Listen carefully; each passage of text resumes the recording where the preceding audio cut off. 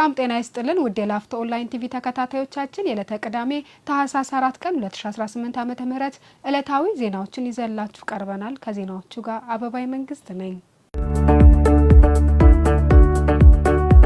ቀዳሚ ወዳደረግነው ዜና ስናልፍ የጉባ ብስራቶች የመደመር መንግስት ትሩፋቶች በሚል መሪ ሀሳብ በንፋስ ስልክ ላፍቶ ክፍለ ከተማ ሁሉም ወረዳዎች የተለያዩ የህብረተሰብ ክፍሎችን ያሳተፈ ህዝባዊ ውይይት ተካሄደ። መድረኩ የከተማ ከፍተኛ አመራሮች፣ የክፍለ ከተማ የወረዳ ዋና ስራ አስፈጻሚዎች፣ የተለያዩ የማህበረሰብ ተወካዮች ታድመውበታል። በመድረኩ ከዚህ ቀደም በነበሩ የተለያዩ ህዝባዊ መድረኮች ሲነሱ ለነበሩ ጥያቄዎች የተሰጡ ተግባራዊ ምላሾች በዝርዝር ቀርበዋል። በዚህም በትምህርት፣ በጤና፣ በስራ ዕድል ፈጠራ፣ በከተማ ግብርና፣ በሌማት ትሩፋት፣ በበጎ ፍቃድ፣ በልማትና በመልካም አስተዳደር፣ በአገልግሎት አሰጣጥ፣ በትራንስፖርት ዘርፍ የተከናወኑ ተግባራት በጥልቀት ከተነሱት መካከል የሚጠቀሱት ናቸው። የመድረኩ ተሳታፊ ነዋሪዎች እንዳሉት ባለፉት የለውጥ ዓመታት የተመዘገቡ ውጤቶችና የተሰሩ የልማት ስራዎች የመንግስትና የህዝብን ትብብር ቅንጅት ያሳዩ ናቸው ብለዋል። የህዝብ አቅምና ተሳትፎ በሚሹ ተግባራት ላይ ያለሰለሰ ተሳትፎ በማድረግ የተጀመረውን የብልጽግና ጉዞ ከዳር ለማድረስ ቁርጠኛ መሆናቸውንም ተናግረዋል። የከተማና የክፍለ ከተማ አመራሮች መድረኮቹን በመምራትና ከህዝብ ለተነሱ ጥያቄዎችና ማብራሪያ ምላሽ የሰጡ ሲሆን በቀጣይ የሚከናወኑ ተግባራት ዙሪያ ሀሳቦችንም አንስተዋል።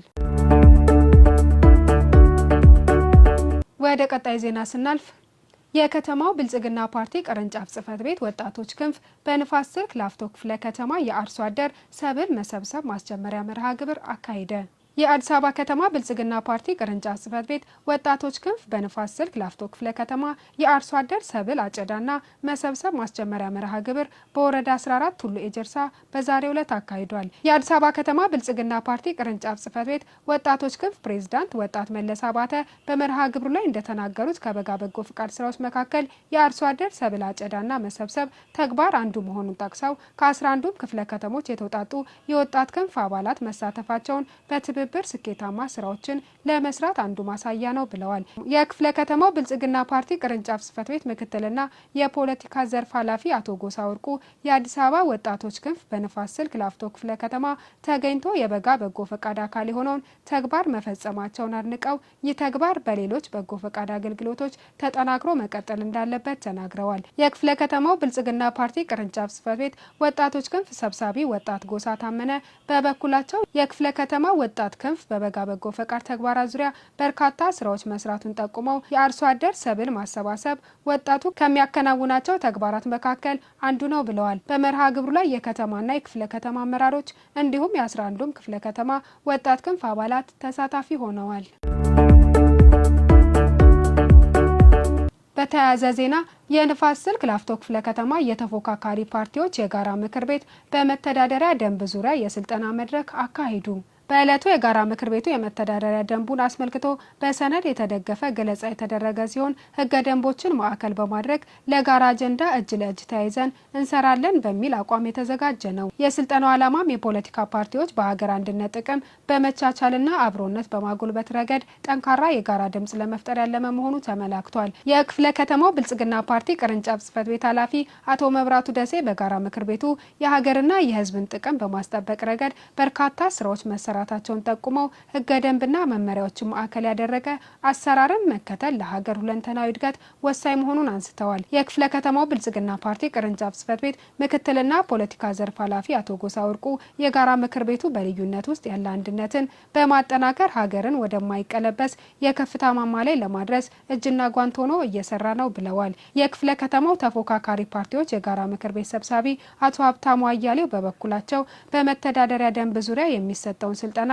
የጋራ በሚያደርጉ ጉዳዮች ላይ በትብብር ለመስራት የሚያስችለን አቅም የሚፈጥር ነው ብለዋል። በመጨረሻም የጋራ ምክር ቤት አባላት በክፍለ ከተማው የተሰሩ የኮሪደር ልማት ስራዎችን ጎብኝተዋል።